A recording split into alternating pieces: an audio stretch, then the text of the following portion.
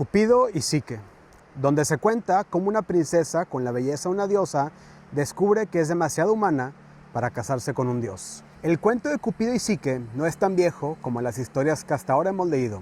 La gente lo ha venido contando durante 1800 años. No viene de Grecia, sino de Roma, un antiguo pueblo que hoy conocemos como Italia. Los romanos vivieron más tarde que los griegos. Algunas de sus historias, como la de Cupido y Psique, las inventaron ellos, pero la mayoría les venían de sus antecesores. A las diosas y dioses griegos les pusieron nombres romanos. A Zeus, por ejemplo, se le llamaba Júpiter en Roma.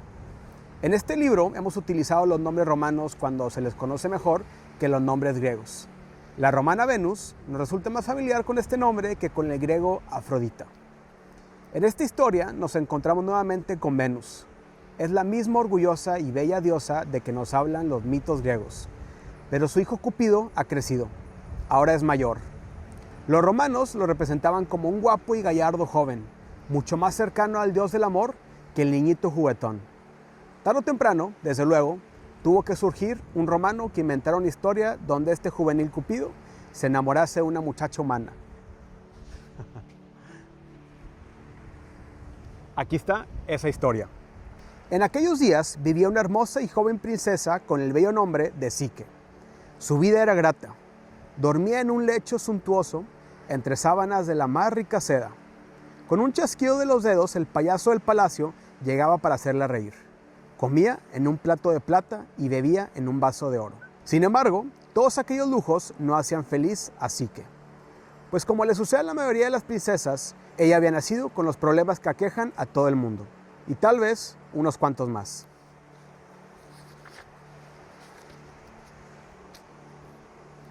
El problema de Psique resultaba extraño. Era demasiado bonita. Era tan hermosa que los jóvenes no se atrevían a hablar con ella. Y si acaso ella les hablaba, ellos se sonrojaban, fijaban la vista en la punta de sus sandalias y se retiraban sonriendo como bobos. Sus hermanas, que también eran hermosas, no la querían porque ella lo era mucho más. Hombres y muchachos se volvían para contemplar a Psique en la calle. Al principio, ella no se preocupaba por eso, pero ya se estaba volviendo fastidioso. Todos los días se reunía una multitud frente al palacio. Se suponía que esperaba al rey, pero Psique sabía que ese no era el motivo por el que estaba ahí.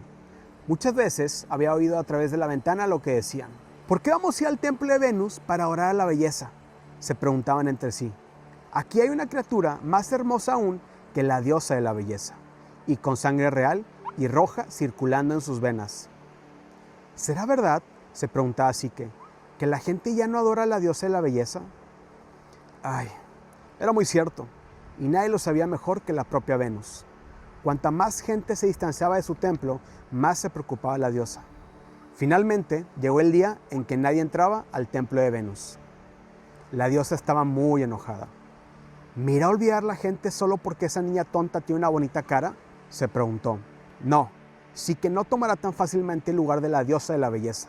Le haré motivos para estar avergonzada, muy avergonzada.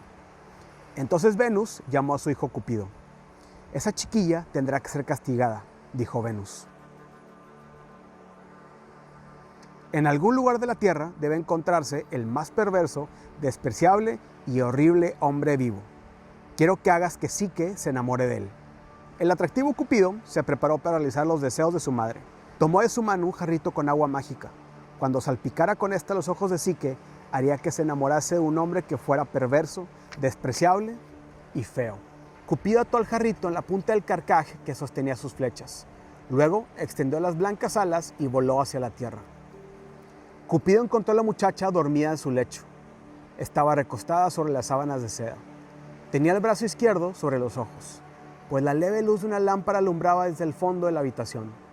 El dios entró de puntillas y atravesó silenciosamente el pulido piso de mármol. Tomó una flecha del carcaj.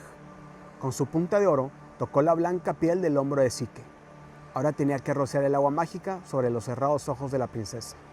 Pero antes tenía que quitarle el brazo de la cara. Sosteniendo la flecha con su mano derecha, tomó con la izquierda el brazo de Psique y lentamente lo levantó. ¡Qué belleza! Cupido no estaba preparado para tal hermosura. Dejó caer el brazo de Psique y dio un paso hacia atrás. En su sorpresa, se raspó con la flecha, pero ni siquiera lo advirtió. Su mente estaba puesta en Psique, no en sí mismo. ¿Cómo?, pensó Cupido. Ni una diosa puede tener un rostro tan exquisito, y mucho menos una niña. Con razón Venus estaba enojada. Esa misma noche, Psique tuvo un extraño y maravilloso sueño. Se figuró que abría los ojos, se dio un roce en la nariz lo que la despertó, y se encontró mirando a los ojos de un hombre que solo podía pertenecer al mundo de los sueños. Bucles de un castaño luminoso caían sobre su ancha frente. Su atractivo rostro parecía brillar con propia luz.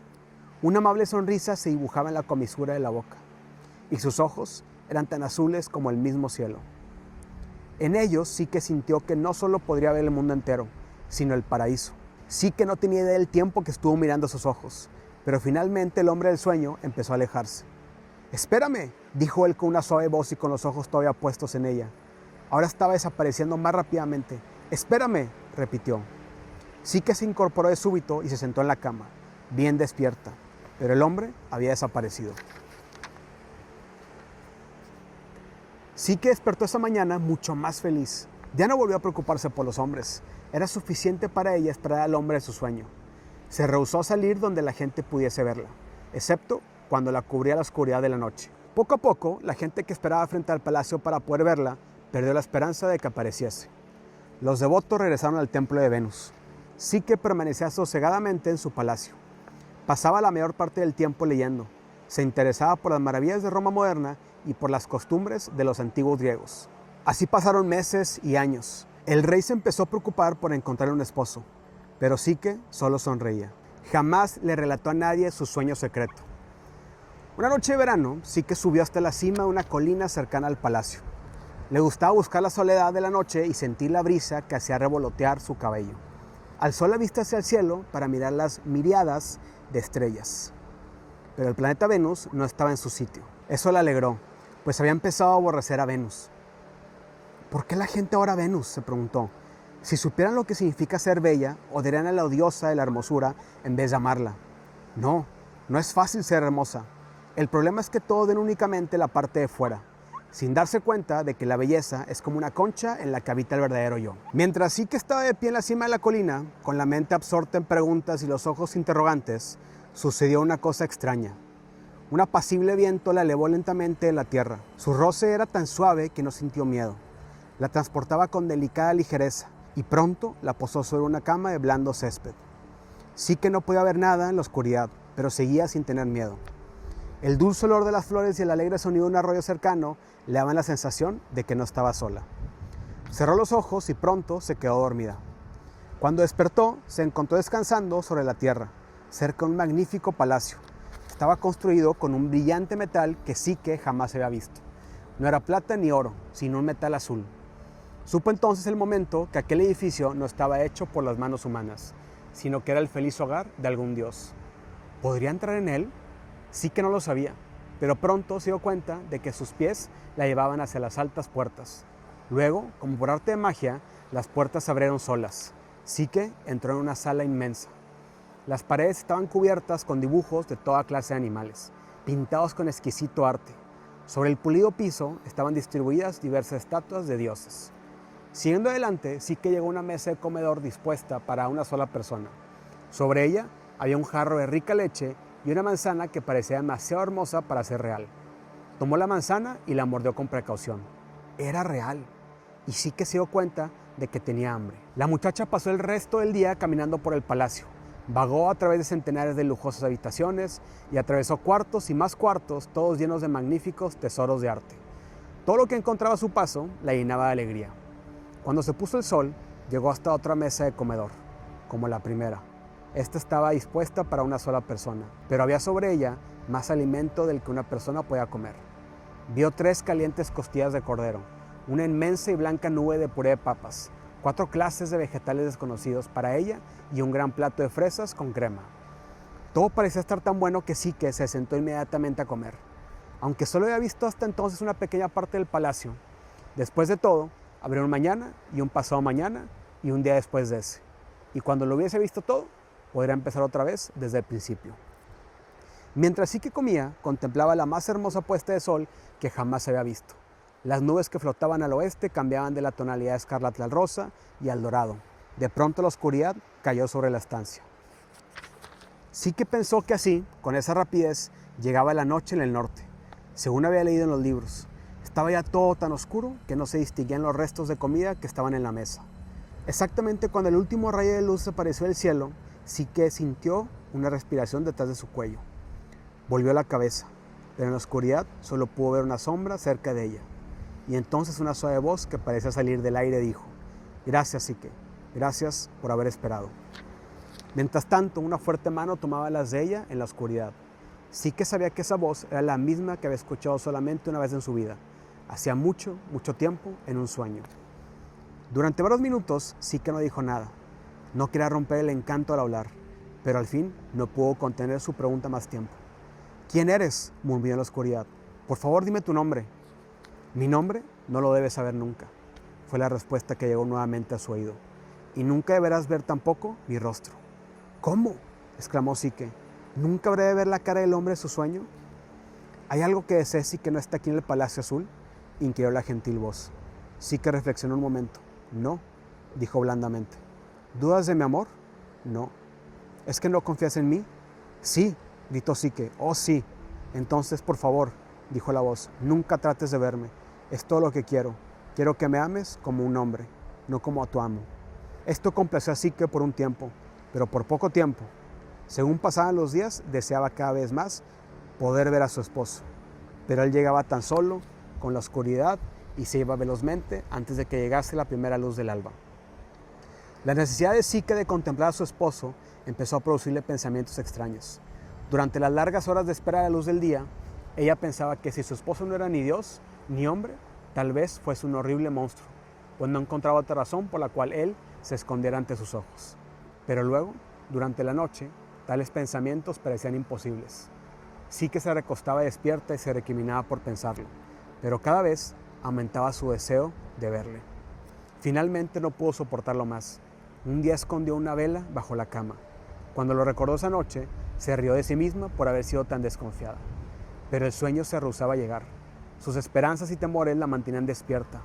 ¿Qué daño haría prender la vela? Una mirada y estaría segura por el resto de su vida. Pronto la primera y tenue luz de la aurora empezó a surgir por oriente. Si no se apresuraba, él se iría. Alcanzó la vela. Mientras sus dedos la tomaban, planeó lo que haría. Se levantó de la cama y fue hasta el hogar en busca de una brasa. Su mano temblaba mientras encendía la vela. Luego se dirigió hacia donde se oía la profunda respiración de su marido, al otro lado de la habitación.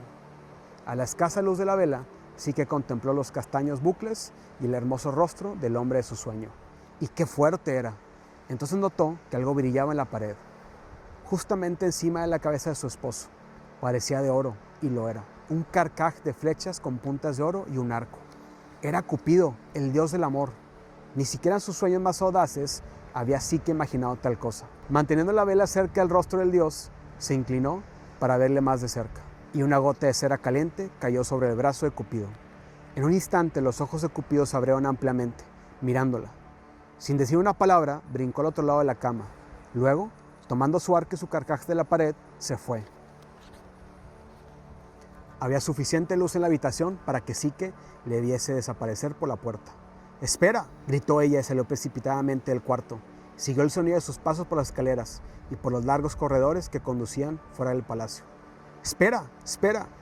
De pronto Cupido se detuvo en su camino. Se volvió hacia Psique. Ella quería echarle los brazos alrededor de sus fuertes hombros, pero la mirada de su esposo le dijo que permaneciera donde estaba. «Adiós, Psique», dijo Cupido. Su voz era dura y fría, pero Psique advirtió también en ella un matiz de tristeza. «Después de haber dejado a mi madre y haberte hecho mi esposa, ¿es esta la forma en que confiaste en mí? El amor y la desconfianza no pueden vivir en la misma casa, Psique. Así que el dios del amor debe partir». Al tiempo en que Psique le miraba con los ojos turbios por las lágrimas, Cupido parecía desaparecer en el aire de la mañana. Ella corrió unos cuantos pasos tras él, pero cayó de frente sobre el suave pasto. Cuando se le terminaron las lágrimas, levantó la cabeza y miró alrededor. Pero el palacio no estaba en ningún lugar visible. Parecía haber desaparecido con el dios del amor. Se encontró ella misma en la cima de la colina cercana a su casa, donde había estado de pie cuando el gentil viento la elevó sobre sus pies. Era muy temprano, y solo el planeta Venus seguía ahí iluminando los cielos. ¿Eran las lágrimas en los ojos de Psique? ¿Era una ilusión de la mente? ¿O realmente el planeta Venus la miró guiñándole un ojo?